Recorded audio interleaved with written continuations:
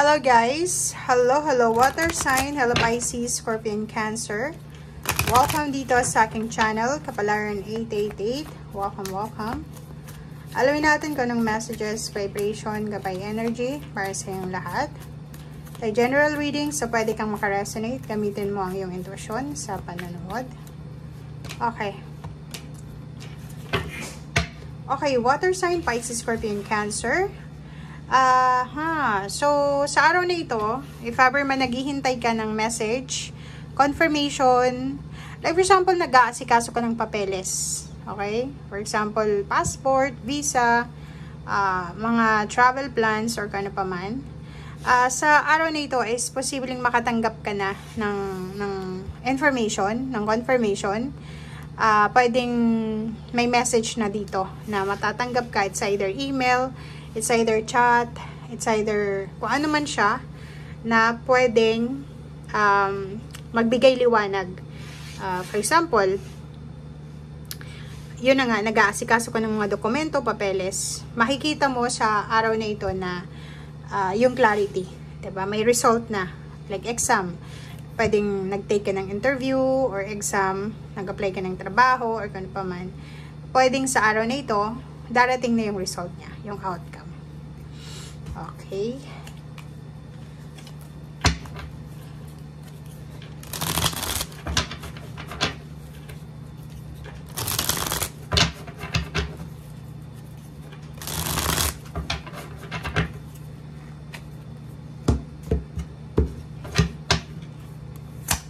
Okay. First card dito is 5 of Cups. And then 10 of Wands. Ooh. So, nakikita ko sir dito, water sign, Pisces, Scorpion, Cancer. Nakakaloka yung baraha mo kuha pa tayo ng isa. Okay, Queen of Cups. So, nakikita ko sir dito, it's your energy to, water sign. Ayaw mong maghinayang, parang ganon. So, kahit na siguro Holy Week, or pwedeng walang trabaho, pero may pinagkakaabalahan kayong iba, 'di ba? Kung makikita mo dito, busy ka pa rin eh. Ang dami mong obligations, ang dami mong duties, responsibilities na kailangan na tapusin, kailangan na gawin. And kinakailangan mo sa araw na ito ng temperance. Kailangan mo ng pasensya, pag-iintindi.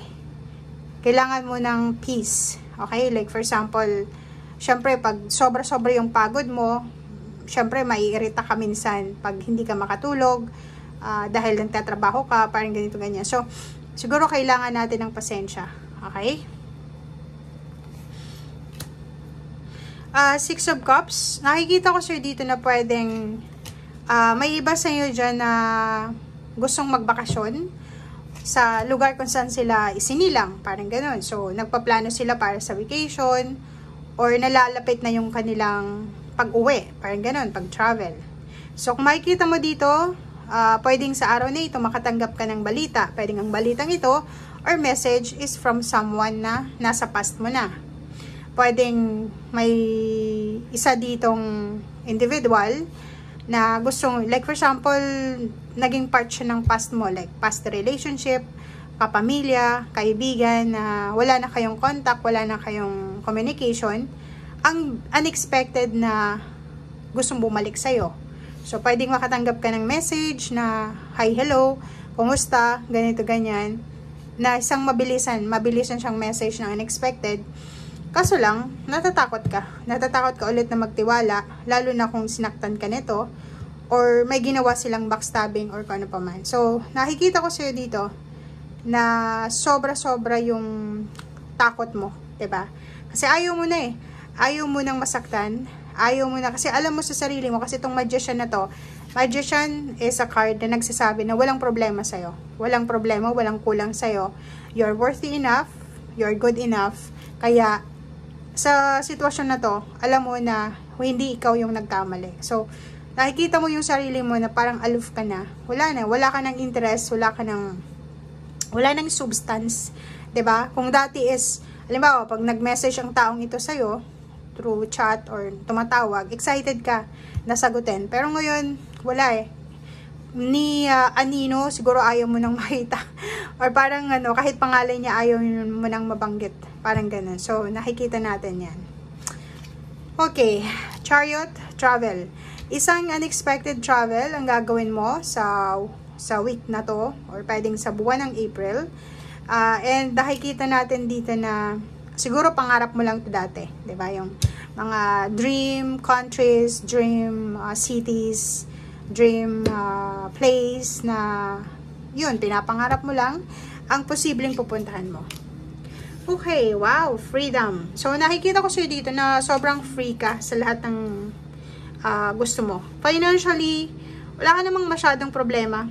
Kasi, atong freedom na to, kahit bukas siguro may pera ka pa. Parang ganun. So, kung makikita mo dito, masaya ka. Masaya ka sa financial na buhay mo. At the same time, masaya ka din na wala na yung mga toxic na tao sa buhay mo. Parang ganun. Wala na yung mga taong kailangan mong pakisamahan, yung mga fake, and then yung mga two-face na yung parang dumidikit lang sa'yo kung may kailangan sila. Pag tapos na yung kailangan nila, nagdi-disappear sila. Babalik ulit pag may kailangan. So, masaya ka kasi free ka na eh. Akala nila, malungkot ka, pero nagkakamali sila. Kasi, ikaw, moving forward ka na eh. And, busy ka sa trabaho, busy ka sa, makikita mo, ang dami mo obligations dito. Oh, diba? So, busy ka sa pagpapayaman. And, busy ka sa mga choices mo. Marami kang ginagawa. Okay? O, tingnan mo. Page of Pentacles and Page of Wands. Ang dami-dami mong choices na kailangan pagpilian sa future. So, ibig sabihin yan guys, ang dami mong success. Maraming success. Prosperity. Travel. O, diba? Sobra kang magiging excited. Ang message mo na to ngayon is parang hindi naman to ngayong araw na ito. Pwedeng, eto ay para sa future mo kasi future to eh. Lahat ito future. So, sinasabi ng bara sa'yo dito na isang dream country, dream destination, ang posibleng pupuntahan mo na sobra-sobra kang excited. Okay? Last card natin is Justice. Diba? So, good karma. May parating sa yung good karma. Water sign, Pisces, Scorpion, Cancer. Good karma ay parating sa'yo. Contract signing, fairness. If ever may kaso ka na parang involved ka sa isang kaso, panalo ka sa kaso mo. Panalo ka, makukuha mo yung hustisya, makukuha mo yung karma, good karma, makukuha mo yung deserve mo na blessings or deserve mo na success. Okay? So, thank you guys and see you again. Bye!